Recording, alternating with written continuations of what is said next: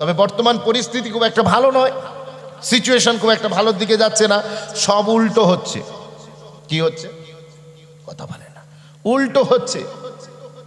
দেখবেন উল্টো কেমন হচ্ছে। সিগারেট খাওয়া হারাম। সিগারেট খাওয়া কি? সিগারেট খাওয়া হারাম, খাচ্ছে ডান হাতে। পানি পান করা হালাল, খাচ্ছে বাঁ হাতে। উল্টো হচ্ছে না সোজা হচ্ছে? উল্টো হচ্ছে।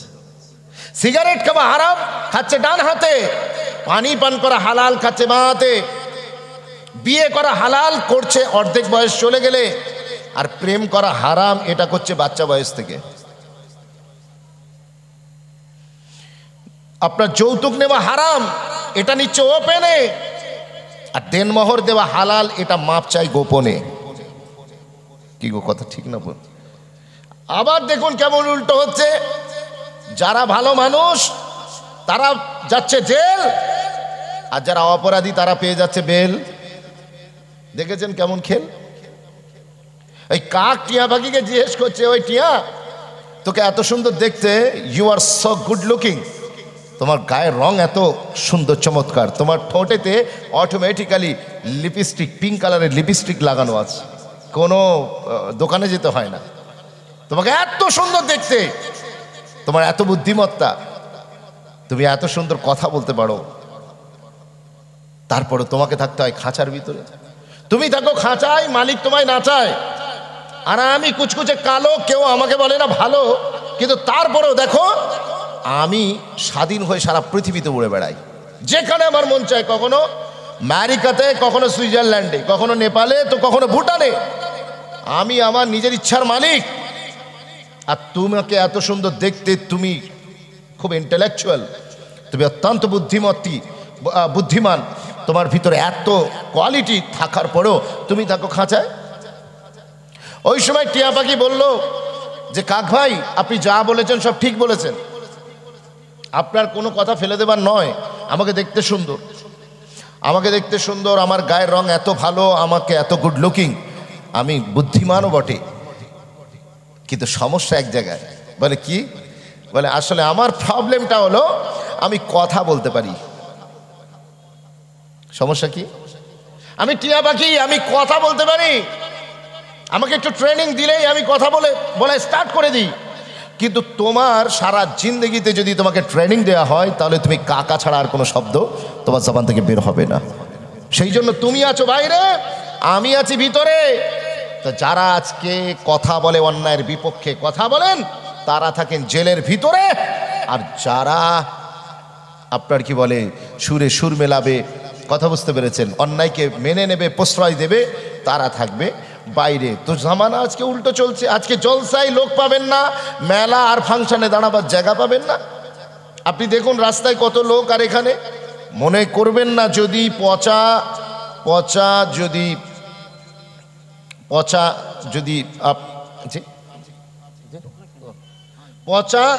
যদি কলাতে আপনি মাছি ভনভন করে, এটা দেখে ভাববেন না যে ওই কলাটার মনে হয় ভ্যালু বেশি। মনে রাখবেন, পচা জিনিসেই বেশি কিন্তু মাছি ভনভন করে।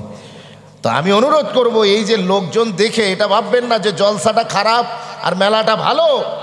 মনে রাখবেন, ফার্স্ট ক্লাসে ভিআইপি লোকের সংখ্যা সবসময় কম থাকে, থার্ড ক্লাস আর জেনারেল ডাব্বাতে দাঁড়াবার জায়গা থাকে না।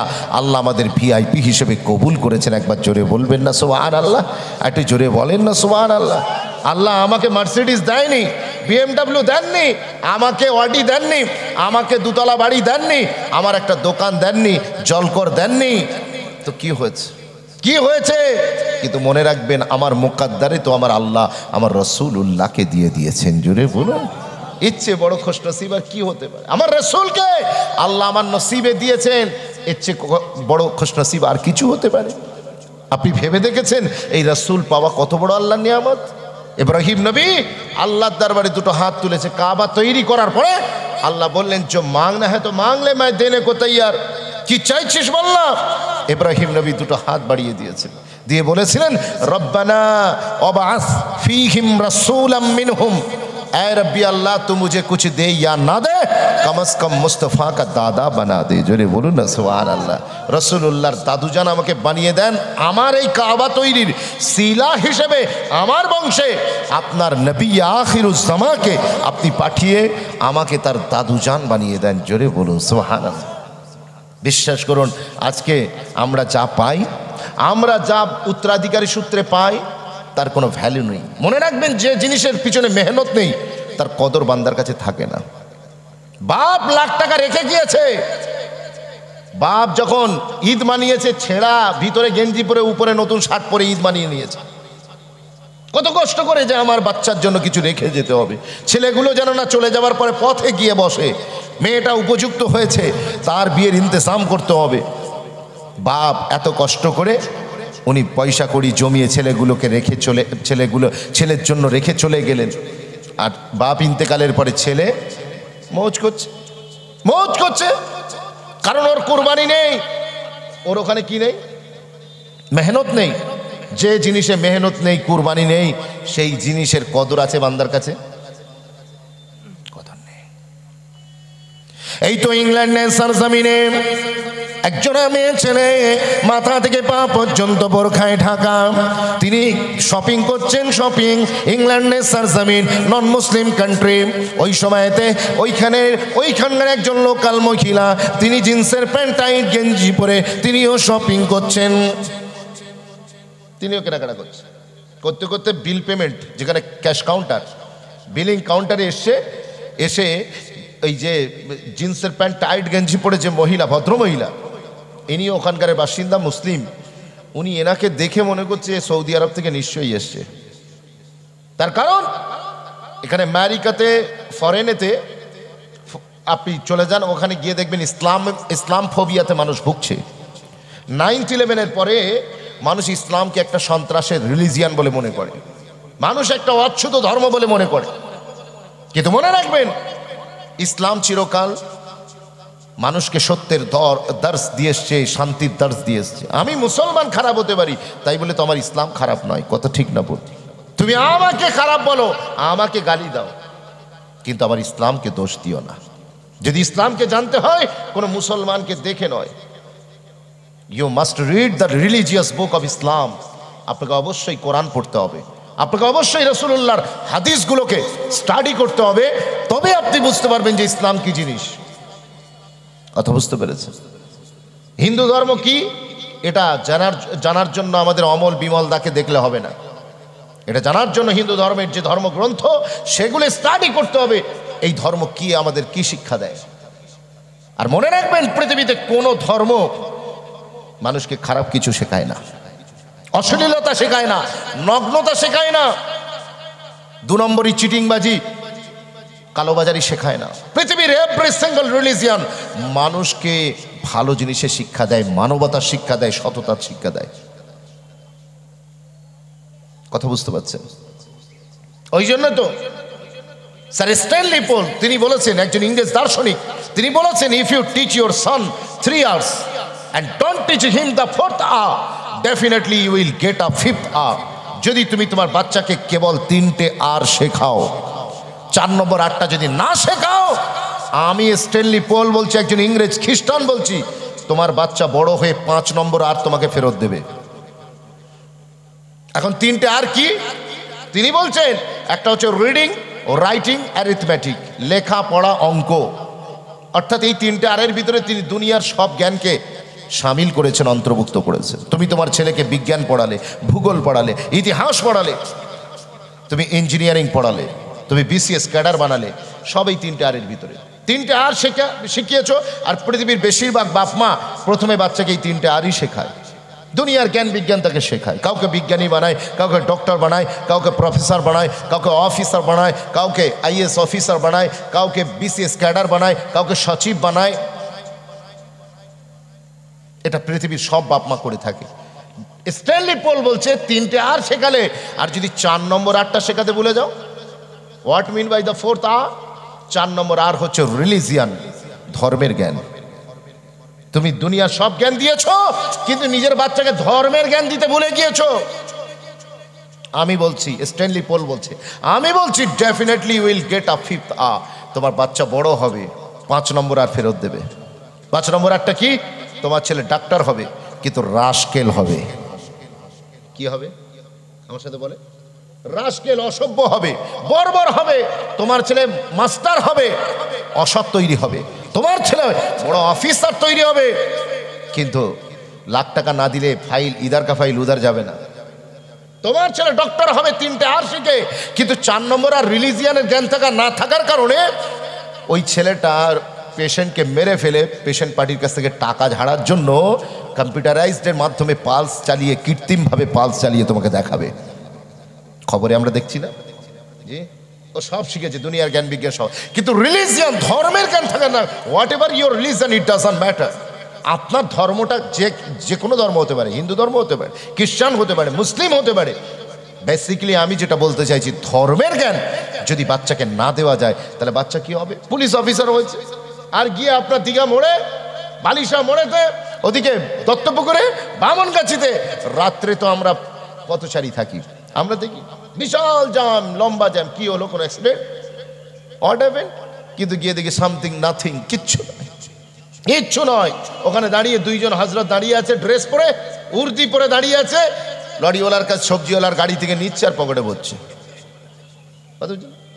উনি মনে করছে ব্যক্তিগতভাবে যে আমি বিরাট প্রফিটেবল হচ্ছি, আমি এর কাছ থেকে নিচ্ছি, আমি বিরাট বড় লোক হয়ে যাচ্ছি। সকালবেলা, রাত্রেবেলা যে সবজির গাড়ি থেকে পয়সা নিয়েছে, সকালবেলা দত্তপুকুর বাজারে সেই সবজির দোকানে কিনতে গিয়েছে। রাত্রে যার কাছ থেকে পয়সা নেয়, সকালে তার কাছ থেকে বেশি দামে সবজি কিনে নেয়। কথা বুঝতে পারছেন না? ও কি বাড়ি থেকে দেবে নাকি? ও রাস্তা খরচাগুলো ধরবে না? পটলের উপর দিয়ে, আলুর উপর দিয়ে, সবজির উপর দিয়ে তুলবে না? তাহলে ultimate end of the day the result is 0। আপনি চিন্তা করলে অবাক হয়ে যাবেন, তাহলে কি হলো? অফিসারের অভাব নেই, প্রফেসরের অভাব নেই, ডক্টরের অভাব নেই, কিন্তু সৎ ডক্টর, সৎ অফিসার, সত্যিকারের ভালো একজন মানুষের বড় অভাব দেখা দিয়েছে আজকের দিনে। মনে রাখবেন, সেই জন্য ধর্মের জ্ঞান জরুরি না? জরুরি না। আপনি হিন্দু হন, কিন্তু আপনার ধর্মটাই আপনি পালন করুন। যদি পালন করেন, ব্যক্তিগত জীবনে আপনি কোনোদিন অসৎ হবেন না, কাউকে ঠকাবেন না, কাউকে মিথ্যা বলবেন না। আপনি যদি মুসলিম হন, তাহলে আপনি আপনার ধর্ম পালন করুন, ভালো করে পালন করুন। শুধু উপরে একটা খোলস জড়িয়ে, জি, ভিতরটা লাল উপরটা সবুজ, লোক বলবে তরমুজ, আমি ধোকা দেব, পাবলিক কি অবুঝ, আমার ভিতরে ইসলামের কিছু নেই আর আমি উপরে একটা ইসলামের ড্রেস পরে, জার্সি পরে নিয়ে, তাহলে এটা সত্যিকারের ধর্ম পালন হলো না। ভিতর থেকে ইসলামকে মানুন, ভিতর থেকে ইসলামকে মানুন। যখন কেউ থাকবে না তখনও ইসলামকে মানুন, আর যখন লোকের সামনে থাকবেন তখন ইসলামকে মানুন। আজ তো মুসলমানদেরকে তাদের পরিচয় আধার কার্ড দেখিয়ে প্রমাণ করতে হয় আমরা মুসলিম। লোক বিশ্বাস করতে যায় না, তার চলাফেরা, তার ব্যবসা বাণিজ্য দেখে লোক বিশ্বাস করতে চায় না যে এই মুসলিম। কিন্তু বিশ্বাস করুন, তখন সে কি করে? পকেট থেকে ড্রাইভিং লাইসেন্স কিংবা আধার কার্ড সে বের করে দেখাচ্ছে যে দেখো, আমার বাপের নাম সলিমউদ্দিন, আমার নাম কলিমউদ্দিন। আধার কার্ড, ব্যাংকের বই দেখিয়ে না প্রমাণ করতে হয় ইউ আর আ মুসলিম। বরং আপনি যখন মার্কেটে বিজনেস করবেন, আপনি যখন লোকের সাথে ব্যবহার করবেন, লোকের সাথে যখন কথা বলবেন, লোকের সাথে ওঠা বসা করবেন, লোককে না বলতে হয় আমি মুসলিম, লোক যেন দূর থেকে দেখেই বলে ও দেখো মোহাম্মদ আরবি কা গোলাম আ রাহা হ্যায়, জোরে বলুন না সুবহানাল্লাহ। লোক আপনার ব্যবহারে ইনফ্লুয়েন্স হবে, ইনফ্লুয়েন্স হবে। মনে রাখবেন, কোনো নন মুসলিম কোরআনও পড়বে না, হাদিসও পড়বে না। কোরআন কোনোদিন তারা খুলবে না, হাদিসের কিতাব পড়বে না, তারা আপনাকে পড়বে, মুসলমানকে পড়বে। আর মুসলমানকে পড়েই তারা ইসলামের ব্যাপারে ধারণা নেবে যে ইসলাম কেমন হতে পারে। এই তো কদিন আগে আপনার ইংল্যান্ডে একজন নন মুসলিম ইসলাম গ্রহণ করেছে, করে মসজিদে নতুন জুতো খুলে রেখে ঢুকে ভিতরে গিয়েছে। ভিতরে গিয়ে নামাজ পড়ে যেই বের হচ্ছে না, নামাজ পড়ে যেই বের হচ্ছে, দেখছে ভোকারটা কি গো আছে না? মসজিদে মাঝে মাঝে জুতো চুরি হয়ে যায় না? জি, ওই সময়তে উনি বেরিয়ে কি করলেন? আমাদের মতো কান্নাকাটি জুড়লেন, নতুন ইসলাম গ্রহণ করেছে। উনি কি করলেন, ওইখানে মসজিদের পোটে দাঁড়িয়ে, মসজিদের সিঁড়িতে দাঁড়িয়ে তিনি বললেন, আলহামদুলিল্লাহ, খোদা কা শুকর হ্যায়, আল্লাহর শুকর করে বলছি আমি অত্যন্ত খুশি যে আমি মুসলমানদেরকে চেনার আগে ইসলামকে চিনেছি। এই জোরে বলবেন না সুবহানাল্লাহ? আমি মুসলমানকে চেনার আগে ইসলামকে চিনেছি বলে ইসলাম গ্রহণ করতে পেরেছি, কিন্তু মুসলমানকে দেখে যদি আমি ইসলাম গ্রহণ করতাম তাহলে আমি মুসলমান হতে পারতাম না।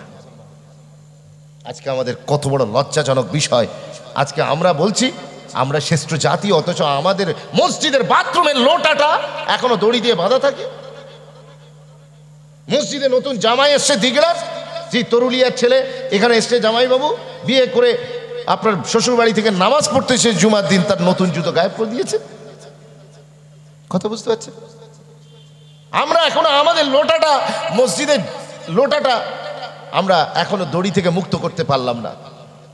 আমরা কি করে এগিয়ে যাব, কি করে এগিয়ে যাব? আসুন না ব্যবহারিক জীবন ইসলামকে আনুন। আমি আমার একটু ঘরের কথা বলতে ভালোবাসি, আর কতই নিজেরা নিজেদের পিঠ চাপড়াবো।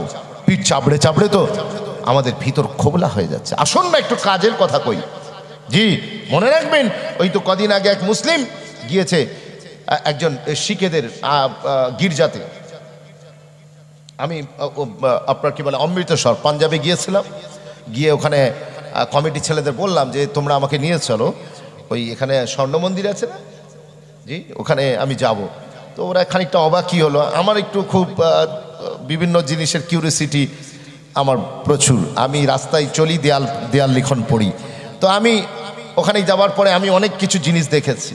জুতোগুলোকে রেখে দেওয়া হচ্ছে বাইরে, ঢোকার আগেই বাইরের জুতোগুলোকে সব রেখে দেওয়া হচ্ছে, আর ওই জুতোর আপনাকে হেফাজত করতে হবে না। ওখানে কর্মী দাঁড়িয়ে আছে, তারা আপনার জুতোকে ঠিক মানে একদম হেফাজত করে, আপনি ফেরার সময় আপনার হাতে আপনার জুতো ধরিয়ে দেবে। কথা বুঝতে পারছেন? আমাদের ফুরফুরা ইশালে সওয়াব ইসলাম আলহামদুলিল্লাহ 21, 22, 23-এ দাদা হুজুরের মাজারের কাছে এইভাবে অর্গানাইজ হয়। এইভাবে যদি প্রত্যেকটা জায়গায় এমনটি হতো খুবই ভালো হতো। তো আমি ভিতরে ঢুকলাম, ঢুকে অনেক কিছু দেখলাম। সেখানে হাজার হাজার মানুষকে খেতে দিচ্ছে ফ্রিতে, ফ্রিতে আপনার রুটি আর ডাল। ধনী গরিব আমির ফকির সব পরস্পর ওখানে এসে বসে যাচ্ছে লাইন দিয়ে, আর টন টন আটা, টন টন সবজি সেখানে আসছে। কোথা থেকে আসছে, কিভাবে আসছে? মানুষ যখন খিদমাতে নেমে যায় আল্লাহর সাহায্য তার পক্ষে চলে আসে। বিশ্বাস করুন, মুসলমান আর যাই করুক, এখন আমরা কিন্তু খিদমাতে খালকে নেই।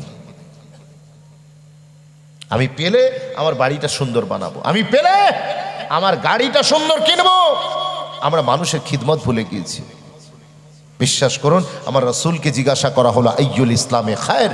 বিশ্বনবী বলেন তুতঈমুত তুআম ওয়া তুকরিউস সালাম, তোমরা মানুষকে সালাম দেবে আর তোমরা অভুক্তকে খানা খাওয়াবে। আমরা শুধু জলসার দিন সবাইকে খানা খাওয়াই, কিন্তু কোনো অভুক্ত যদি দুপুরবেলা আমার বাড়িতে চলে আসে আমরা তাদেরকে খানা দিতে রাজি হই না। অথচ এই খিদমতের মাধ্যমেই মানুষের দিলকে জয় করা যায়। আর আল্লাহকে পেতে গেলে তার বান্দাদের খিদমত করতে হয়। আল্লাহকে পেতে গেলে তার বান্দাদের খিদমত করতে হয়। আজকে আমরা খিদমত ভুলে গিয়েছি। মুসলমান, একদিন তোমাদের পূর্বপুরুষরা শুধু মেহমানদারি করেই তারা দুনিয়াতে সুখী হয়ে গিয়েছিল, আর আজকে আমি করতে করতে সব শেষ। আমি করতে করতে শেষ। একটু মানুষের জন্য করুন, মানুষকে ভালোবাসুন। জি, তার জাত পাত দেখবেন না। বিশ্বাস করুন, রাসূলের সামনে দিয়ে একটা লাশ আসছে, আমার নবী পাক সাল্লাল্লাহু আলাইহি ওয়াসাল্লাম দেখে উঠে দাঁড়িয়ে পড়লেন। সাহাবারা বললেন, ইয়া রাসূলুল্লাহ, ইয়া হাবিবাল্লাহ, হুজুর, এটা তো কোনো মুসলমানের লাশ নয়। আমার আপনার নবী বললেন, ও সাহাবী, শোনো শোনো, তোমরা কি ভেবেছো আমি মুসলমান ভেবেই দাঁড়িয়েছি? মানে হুজুর, এটা তো ইহুদির লাশ, এর ধর্মের সাথে আপনার ধর্ম মেলে না। আমার নবী পাক বললেন, শোনো, ওই ইহুদি কি মুসলিম এটা আমি দেখে দাঁড়াইনি, বরং আল্লাহ পাক ওকে তার বান্দা বানিয়েছে। আমি মানুষ হিসেবে তার রেসপেক্ট করার জন্য আমি রাসূলুল্লাহ দাঁড়িয়ে গিয়েছি। আল্লাহ নবীর দরবারে বন্দীদেরকে নিয়ে আসা হলো, বন্দীদেরকে নিয়ে নিয়ে আসা হলো আল্লাহ নবীর দরবারে। যুদ্ধের পরে যারা যুদ্ধবন্দী হয়েছিল তাদেরকে যখন নিয়ে আসা হলো, ওই সময়তে তাদের দলে একজন মেয়ে ছেলেও ছিল, মহিলা নারী তিনিও ছিলেন। ওই মেয়েটি কাফেরা মহিলাদের গায়েতে দেখবেন তারা যে লেবাস অনুযায়ী বড় হয়ে ওঠে সেইভাবে তারা পোশাক মেনটেন করে। তাদের গায়েতে তাদের আমাদের মতো তো এই ধরনের হিজাব বোরখা এসব তো নেকাবে তাদের থাকে না, তারা যেভাবে তাদের কালচার তারা সেভাবে পালন করে। তো আল্লাহ নবী মসজিদে নামাজ পড়তে আসছিলেন, মসজিদুন নববীতে, আর যেই হুজুরের নজর পড়েছে ওই মহিলাটির দিকে, আমার নবী থমকে দাঁড়িয়ে পড়লেন। যুদ্ধবন্দী মুসলমানদের হাতে, মুসলমানদের সাথে যুদ্ধ হয়েছিল, ওরা হেরে গিয়েছে, মুসলমানরা তাদেরকে বন্দি করে নিয়ে এসেছে, এবার মুক্তিপণ দেবে, তারপর ছেড়ে দেওয়া হবে। কথা আমার বুঝতে পেরেছেন? ওই সময়তে আমার নবী পাক যেই দেখেছেন না, দেখার সাথে সাথে কি করলেন? ও জওয়ানেরা, যুবকেরা ভালো করে বুঝুন, আমার নবী পাক সাল্লাল্লাহু আলাইহি ওয়াসাল্লাম সঙ্গে সঙ্গে নিজের কামলিওয়ালা চাদর মুবারক আমার নবী খুললেন, খুলে মেয়েটার দিকে ছুঁড়ে দিলেন, দিয়ে বললেন, ও মা জননী, তুমি চাদরটা দিয়ে তোমার শরমগাকে হেফাজত করো। আর জোরে বলবেন না সুবহানাল্লাহ? সাহাবারা বললেন, হুজুর ও তো একটা কাফেরা মেয়ে ছেলে, হুজুর ও তো কোনো মুমিন নয়, ও তো একটা কাফের মেয়ে ছেলে, ও তো নন মুসলিম, আপনি ওকে আপনার কামলিওয়ালা চাদর, কোন চাদর আল্লাহ কোরআনে বলেননি? যে চাদরের মেনশন আল্লাহ কোরআনে বলেছে, ইয়া আইয়ুহাল মুজাম্মিল, মুজাম্মিল চাদর, মুজাম্মিল চাদর যার মেনশন আল্লাহ কোরআনে করেছে। এত বড় মুকাদ্দাস পোশাককে আল্লাহ আমার রাসূল নিজে ছুঁড়ে দিলেন মহিলাটির দিকে, দিয়ে বললেন, ও মা জননী তুমি নিজে একটু ঢেকে নাও। আর একটু জোরে বলবেন না? সাহাবারা বলছেন, হুজুর ইনি তো একজন ইয়াহুদি, ইনি তো একজন নন মুসলিম, আপনি এর দিকে কেন ছুঁড়ে দিলেন? তো নন মুসলিম মেয়েছে। ওই সময়তে আমার নবী বলেছিলেন, আমার নবী পাক বলেছিলেন, মেয়ে তো মেয়েই হয়, औरत तो औरत होती है, ये खातून तो खातून होती है, उसका उसकी कोई जात नहीं होती। तो মেয়ে তো মেয়েই হয়, এর আবার কি জাত আছে? ও মুসলমানদের মেয়ে বলে ওর ইজ্জত বেশি, আর নন মুসলিমদের মেয়ে বলে তার কোনো ইজ্জত নেই। This is not a right way, এটা সঠিক নয়। আমি হাবিব বলছি, যার বাড়িরই মেয়ে হোক তার একটা সম্মান আছে, তার একটা রেসপেক্ট আছে, তার আব্রুর হেফাজত করা এটা এভরি সিঙ্গেল মুসলিমের দায়িত্ব। আর একবার জোরে বলবেন না সুবহানাল্লাহ? তুমি পছন্দ করো যে তোমার ঘরের মেয়েগুলো একটু পর্দায় যাক, আর নন মুসলিমদের মেয়েগুলো উলঙ্গ হয়ে গেলে তোমার ভালো লাগে? জি না, একজন মুসলমান হিসেবে এটা আপনার কামনা হতে পারে না। যদি কোনোদিন প্রয়োজন পড়ে, তারা যদি স্বেচ্ছায় কোনো কাপড় দিয়ে ঢাকতে চায়, আপনি তাকে হেল্প করতে পারেন, আপনি তাকে একটা পোশাক দিয়ে সাহায্য করতে পারেন। জি, মনে রাখবেন, এই পোশাক দিয়ে সাহায্য, মানুষের পাশে দাঁড়ানো, মানুষকে মানুষ বলে মনে করা, এটা আমার মদিনাওয়ালার আদর্শ। আর আজকে সেই রাসূলুল্লাহ জলসায় এসে আমি সেই হুজুরের আদর্শ থেকে একটু একটু করে আপনাকে শুনিয়ে দিচ্ছি। কি গো, অসুবিধা হচ্ছে নাকি? দুঃখ নিচ্ছেন না তো?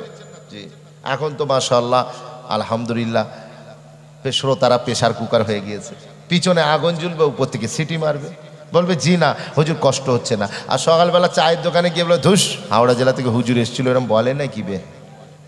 কথা বুঝতে পারছেন না? আল্লাহর মেহেরবানি, আপনারা খুব ভালো মানুষ, খুব এডুকেটেড মানুষ। আমি মাঝে মাঝে উত্তর 24 পরগনা এলে আমার ভয় লাগে ওয়াচ করতে, সত্যি বলছি। কেন বলুন তো? কারণ অন্য জায়গায় ওয়াচ করলে মনে হয় অন্ধদের দেশে আয়না বেচতে এসেছি, আর এখানে এলে মনে হয় চাঁদের দেশে টর্চ লাইট বিক্রি করছি।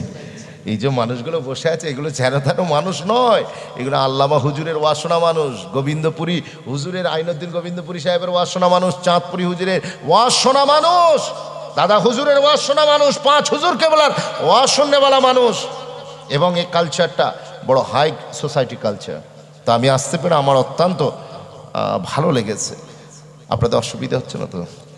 আল্লাহ কবুল করেন, বলেন আল্লাহুম্মা আমিন। তো আমি বলছিলাম, ইংল্যান্ডে মনে আছে তো, ইংল্যান্ডে শপিং মলে, আমি তো দেখেন কথায় কথায় কোথায় ভুলে যাচ্ছে, আমি গিয়েছিলাম অমৃতসর।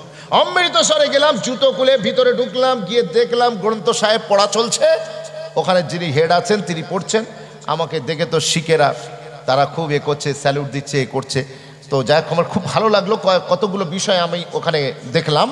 সেটা হচ্ছে, 1 নম্বর, জুতোর কোনো টেনশন নেই। তো এই ধরনের একজন মুসলিম, তিনি একটা শিখেদের ওই আপনার কি বলে গির্জাতে গিয়েছেন, তাদের যে আছে উপাসনার জায়গা, তো উনি কি করেছেন, নিজের জুতোকে খুলে বগলে করে নিয়ে ভিতরে ঢুকতে যাবেন। কেন গিয়েছেন?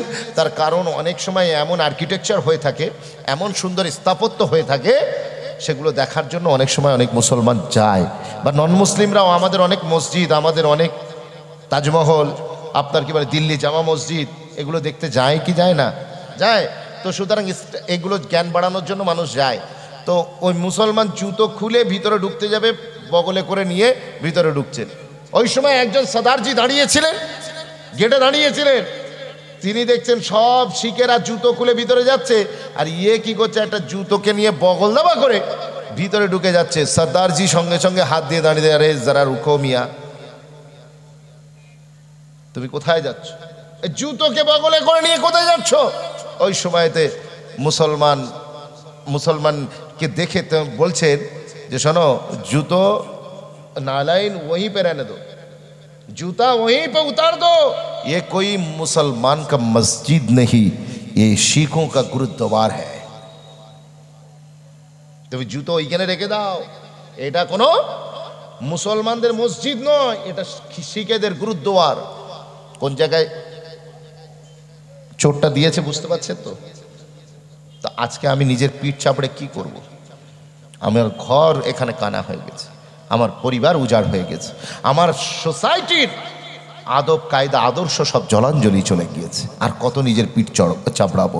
আমার কোরআন হক, ইসলাম হক, মুহাম্মদ সাল্লাল্লাহু আলাইহি হক, কিন্তু আজকে মুসলমান কোন জায়গায় প্ল্যাটফর্মে দাঁড়িয়েছে? ওই জন্য তো আল্লাহ কোরআনে কারিমে জানিয়েছেন, ইয়া আইয়ুহাল্লাযীনা আমানু দুখুলু ফিস-সিলমি কাফা, ও দুনিয়ার মানুষ তোমরা কমপ্লিটলি মুসলিম হয়ে যাও। আদা ইদার আদা উদার চলবে না, আদা টাটের আদা বাটের এইরকম খবরদার চলবে না। পরিপূর্ণ ইমানদার হও, পরিপূর্ণ মুসলমান যদি হয়ে যেতে পারো, আমি আল্লাহ বলছি তোমাদের হাতেই আমি আল্লাহ বিজয় নসিব করিয়ে দেব। আজকে সব জায়গায় মার খাচ্ছে।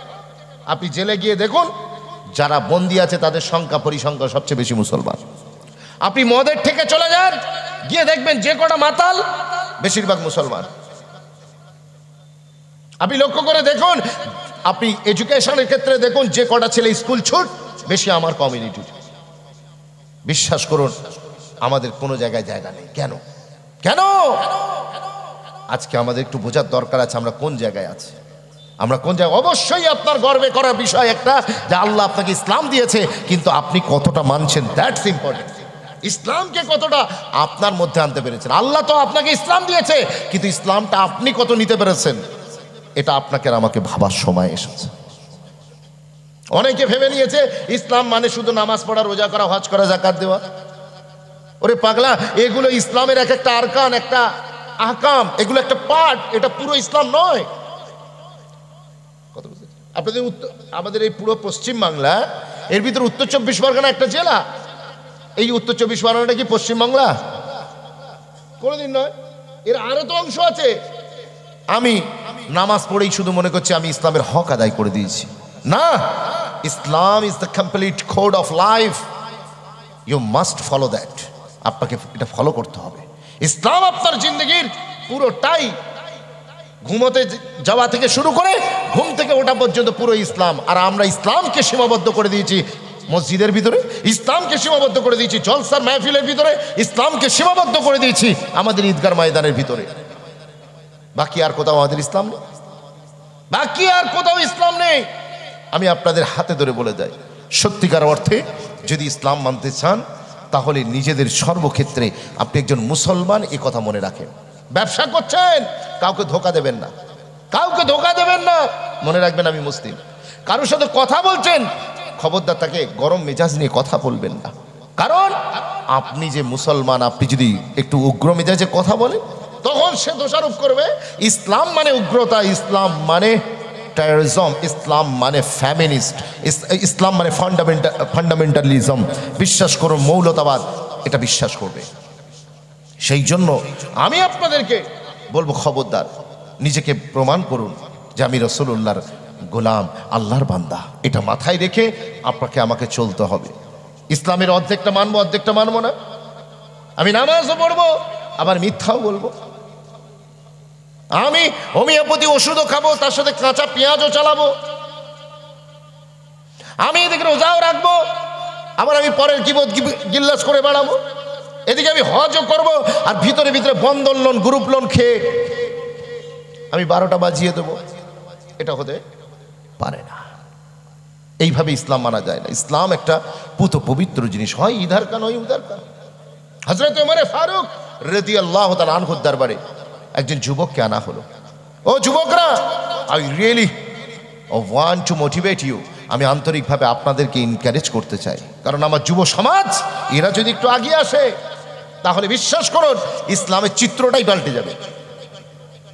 মুরব্বী বাবাজিরা, আলহামদুলিল্লাহ, এনাদেরকে শ্রদ্ধা করি। এনাদের মাথা, এনাদের দোয়া আমাদের মাথার উপরে, এনাদের আদেশ আমাদের সারা আঁখুপে। কিন্তু মনে রাখবেন, এনাদের যে বয়স, এই পরিমাণে বয়সে গিয়ে এনারা যে কোনো বিপ্লব সমাজে আনতে পারবেন না। একসময় এনারা ছিলেন, কিন্তু এখন এনারা রিটায়ার্ড লাইফ লিড করছেন। আর যুবক ছেলে, তুমি যদি কোনো ম্যাচে নামো, ট্রফি তোমার হাতে, আর তুমি এখন শয়তানের সাথে। ইসলাম তোমাকে তামান্না করছে, Islam is always waiting for you. তোমার জন্য ইন্তজার করছে ইসলাম, তুমি কবে আসবে। আর তুমি কখনো মাচানে, কখনো চাতানে, কখনো পার্টি অফিসে, কখনো তুমি মদের ঠেকে তুমি এইভাবে জীবনকে নষ্ট করে দিচ্ছ, সময়কে নষ্ট করে দিচ্ছ। খবরদার ও যুবক ছেলে, তুমি দেখো এখন তোমার কি করণীয়, কি করা দরকার ছিল, আর তুমি করছোটা কি। হযরত ওমর ফারুকের দরবারে যে যুবককে ডেকে আনা হলো, এই যুবকের নাম হলো মোহাম্মদ। কি নাম? কথা বলে না। মোহাম্মদ নাম ভালো না খারাপ? খুব সুন্দর নাম। আর এ নাম তো আমার হুজুরের নাম, জোরে বলবেন না সুবহানাল্লাহ। আরে লাইলাকে দেখছে, আপনার কি বলে মজনুকে দেখতে পাওয়া যাচ্ছে। মজনু একটা কুকুরের পা চুমু দিচ্ছে। কার? কুকুরের। কুকুরের পা চুমু দিচ্ছে। লোক বলে তুই পাগল হয়েছিস, কুকুরের পা মানুষ চুমু দিচ্ছে। ওই সময় মজনু বলেছিল খামোশ। কেন? বলছি এটা কুকুর সব কুকুরের মতো কুকুর নয়।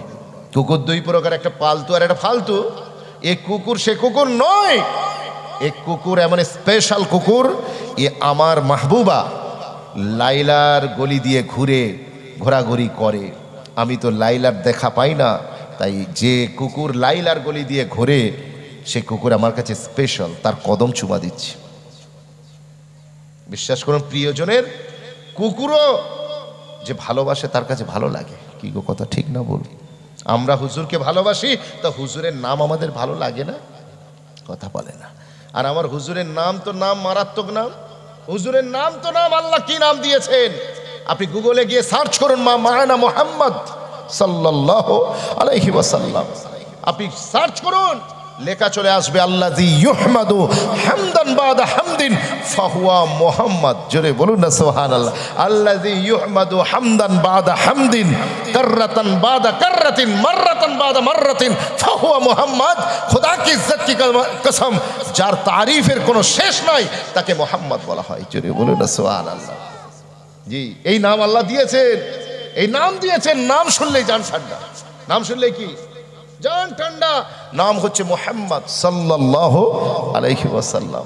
বিশ্বাস করুন, এখন আবু জেহেল, আবু লাহাব, কাফের মুশরিকরা, তারা তো লোককে বলে বেড়াতো তোরা ওনাকে মুহাম্মদ বলবি, আবার গালি দিবি, দুটো আলাদা হয়ে যাচ্ছে। হুজুরের নামের মানে কি? যার প্রশংসার শেষ নেই, চরম প্রশংসিত। ঠিক কিনা? কথা বলে না। চরম প্রশংসিত। তো সেই মুহাম্মদ নামের মানে যদি হয় প্রশংসা, তুই বলবি প্রশংসা বলবি, আবার গালি দিবি, জাদুকর বলবি, দুটো পাশাপাশি কেমন হয়ে যাচ্ছে না? ফুল বলবি, আবার সেটাকে দুর্গন্ধ বলবি, এটা কি করে হয়? ফুল যে হবে সে দুর্গন্ধ হবে কেন?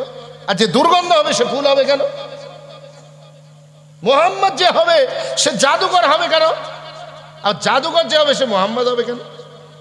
তোরা তো আরবি জাননেওয়ালা মানুষ, তোরা কি আজমি থোড়ি? তোরা তো আরবি জাননেওয়ালা মানুষ, তো তোরা আরবিতে মোহাম্মদ মানে জানিস না? মোহাম্মদও বলবি, তাকে কাজ্জাবও বলবি। তো একদিকে বলছিস তিনি চরম প্রশংসিত, আবার বলছিস মিথ্যাবাদী। যার এত প্রশংসা সে মিথ্যাবাদী হয় কি করে? আর মিথ্যাবাদীর প্রশংসা হয় কি করে?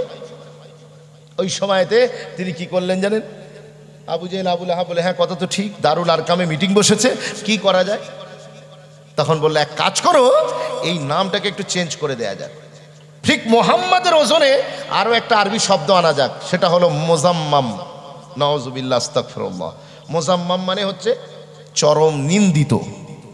বলে আজ থেকে ওনাকে আর কেউ আমরা মোহাম্মদ বলবো না, কি বলবো? মোজাম্মাম। কথা বলে না, মানে চরম নিন্দিত বলবো। বলে ঠিক আছে, তাই হোক। এইবারে হুজুরের সাহাবারা যাচ্ছেন, আর ওরা সব ভিতর ভিতর কথা বলছে, ওই দেখো মোজাম্মামের গোলাম যাচ্ছে, মোজাম্মামের উম্মত যাচ্ছে, মোজাম্মামের কালমা পড়নেওয়ালা যাচ্ছে। এখন আমার প্রিয়জনকে যদি কেউ কটু কথা বলে, ফুরফুরা দাদা পীরের সামনে যদি কেউ কথা বলে, আপনার মনে লাগবে না? আপনি আপনার পীরকে ভালোবাসেন, জি? তো ওনার মনে, সাহাবাদের মনে দুঃখ লাগছে, কষ্ট লাগছে। আরে আমাদের হুজুরের সামনে এইসব কথা বলছে। গিয়ে সোজা হুজুরের কাছে গিয়েছে, গিয়ে বলছে, হুজুর এই আরবের এই সমস্ত লোকগুলো আপনার সামনে বাজে কথা বলছে। বলে ওরা কি বলছে? বলে ওরা বলছে মোজাম্মামের গোলাম যাচ্ছে, মোজাম্মামের বন্ধু যাচ্ছে, এই সব বলে আমাদেরকে কথা শোনাচ্ছে। ওই সময়তে আমার আপনার নবী রাহমাতুল লিল আলামিন তিনি কি বলেছিলেন? বলেন, ও সাহাবী শুনে রেখে দাও, মোজাম্মাম যে বলছে ও কি থোড়ি আমাকে গালি দিচ্ছে, ওকে আমাকে মন্দ বলছে? না না না, মোজাম্মাম অন্য কারোর নাম হবে, আর তাকেই ওরা গালি দিচ্ছে। ওয়া আনা মুহাম্মদ, আল্লাহ পাক তো আমাকে মুহাম্মদ বানিয়েছে, আমাকে তো মোহাম্মদ বানিয়েছে। মোজাম্মাম বলে ওদেরকে বন্ধু দোস্ত আছে, তাকে গালি দিচ্ছে। আল্লাহ আমাকে মোহাম্মদ বলেছে। বিশ্বাস করুন, সেই নাম রেখেছেন, বাপ শখ করেছিলেন নাম মোহাম্মদ, আর সেই চরম প্রশংসিত এত সুন্দর নাম। আর সেই যুবক ছেলে কি করেন? লোককে ধরে ধরে মারে, লোককে ধরে ধরে মারে, আপনার লোকের মাল আত্মসাৎ করে, লোকের গায়ে হাত তোলে। তো খবরটা পৌঁছেছে ওমরে ফারুকের কাছে। ওমরে ফারুকের কাছে পৌঁছেছে। ওমরে ফারুককে যখন নালিশ করা হলো, বারে বার বিভিন্ন লোকের মাধ্যমে নালিশ আছে, মোহাম্মদ বলে যুবক ছেলেটা অমুককে মেরেছে, মোহাম্মদ বলে যুবক ছেলেটা অমুক লোকের সম্পদ চুরি করেছে, এই করেছে, সেই করেছে। তো ওমরে ফারুক তো ছিলেন জালালি, কথা বুঝতে পেরেছেন না? মানুষ তো মানুষ, শয়তানও রাস্তা চেঞ্জ করে, কথা ঠিক কিনা? এইরকম ছিলেন। আর পরবর্তী মোয়াররিখে ইসলামরা লিখেছেন, যদি ইসলামের মুকাদ্দারে আরো একটা উমর নসিব হয়ে যেত, সারা পৃথিবীতে কালেমার পতাকা উড্ডীন হয়ে যেত। জোরে বলুন না সুবহানাল্লাহ। যদি আর এক পিস ওমর যদি পৃথিবীতে এসে যেতেন, তাহলে পুরো পৃথিবীতে কালেমার পতাকা, পুরো পৃথিবীব্যাপী ইসলামের ধ্বনিটা পৌঁছে যেত।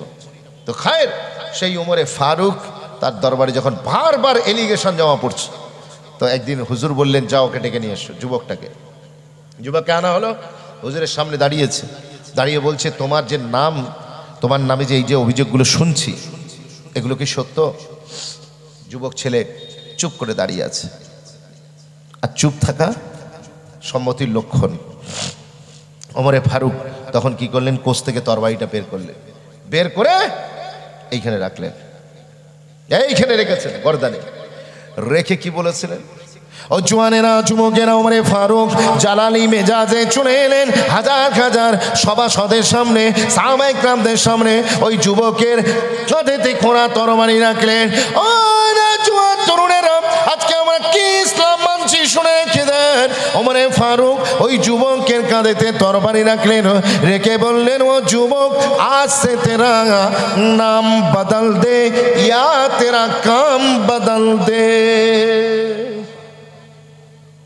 আজ থেকে তুমি হয় তোমার নাম পরিবর্তন করো, নয় তোমার কাম চেঞ্জ করো। তুমি নাম রাখবে মোহাম্মদ, আমার বন্ধুর নামে নাম রাখবে, আর তুমি কাম করবে ইবলিস শয়তানের মতো। আমি ওমর বরদাস্ত করব না। এই তরবারি দেখেছো, একদম গর্দান উড়িয়ে দেবো।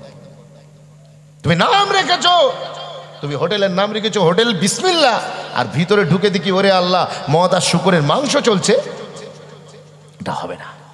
তুমি নাম রেখেছো নিজেকে মুসলিম বলে, আর তুমি সুদ খাচ্ছ, ঘুষ খাচ্ছ, বন্ধন লোন নিচ্ছ, গ্রুপ লোন নিচ্ছ, এটা হতে পারে না।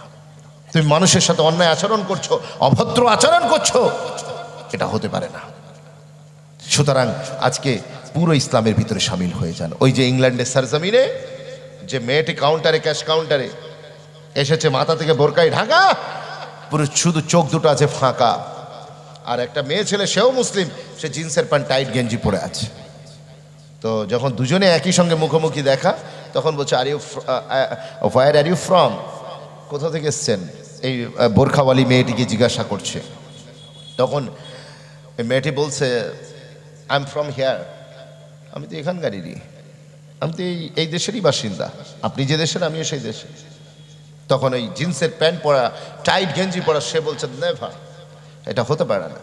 তার কারণ তুমি জানো না এখানকার বেশিরভাগ মুসলিম, তারা দেখলে বোঝা যাবে না মুসলিম। তারা আমার মতো জিন্সের প্যান্ট টাইট গেঞ্জি, যুবকরা বেশিরভাগ মদের আড্ডায়, নাইট ক্লাবে, জি, কখনো 31st নাইটের নামে, কখনো ভ্যালেন্টাইন্স ডে এর নামে, কখনো আপনার কি বলে 1 জানুয়ারির নামে, সমস্ত নিজের আদর্শকে ভুলে গিয়ে অন্যদের আদর্শে তারাও মাঠে নেমে পড়ছে। তারা খ্রিস্টানদের বড়দিনও পার্টিসিপেট করে, আবার জুম্মার দিন ওকে মসজিদে নামাজ পড়ে। কথা বুঝতে পারছেন না? তারা গিয়ে দিনী মাহফিলে শরীক হয়, ঈদের দিন মসজিদে ঈদগায় গিয়ে নামাজ পড়ে, আবার মদের আড্ডায় গিয়ে বসে মদ পানও করে, এবং এটাকে কোনো কিছু মনে করে না। এবং এখানকার বেশিরভাগ মেয়ে সব স্কার্ট, শর্ট স্কার্ট পরে, ছোট ড্রেস পরে।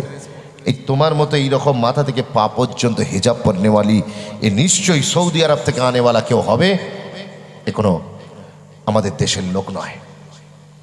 কথা বুঝছেন না? ওই সময়তে ওই মেয়েটি যে বোরখা পরেছিলেন তিনি হাসছেন মুচকি মুচকি, এর কথা শুনে মুচকি মুচকি হাসছেন। আর কি বলছেন জানেন? আশপাশে তাকিয়ে দেখেছে কোনো পুরুষ মানুষ নেই, তো যেই দেখেছে নেই, সঙ্গে সঙ্গে নেকাবটা উঠিয়ে দিয়েছে, মুখের নেকাব উঠিয়ে দিয়েছে। দিয়ে ওই মেয়েটার হাতটা ধরে বলছে, দুজনেই মুসলিম মেয়ে, কথা হচ্ছে, ওই মেয়েটাকে হাতটা ধরে কি বলেছিল জানেন? এক তারিখী জুমলা বলেছিল।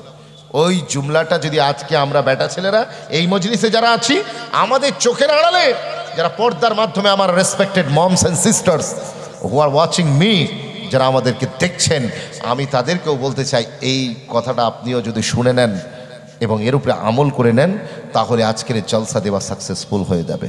বলেন ইনশাআল্লাহ। আল্লাহ যেন আমাদের জন্য সহজ করে দেয়। ও জওয়ানেরা, যুবকেরা, মায়েরা, বোনেরা, ওই সময়তে ওই যুবতী কি বলেছিলেন?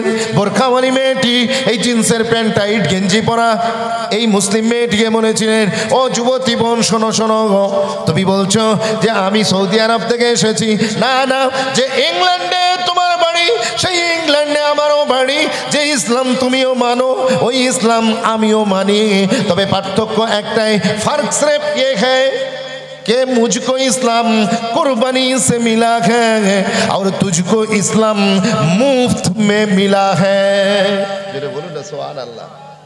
পার্থক্য একটাই, তুমিও মুসলিম আমিও মুসলিম, তুমিও ইংল্যান্ডের আমিও ইংল্যান্ডের, পার্থক্য একটাই, ইসলাম তোমাকে ফ্রিতে পেয়েছো তুমি, আর ইসলাম আমি কোরবানি দিয়ে পেয়েছি।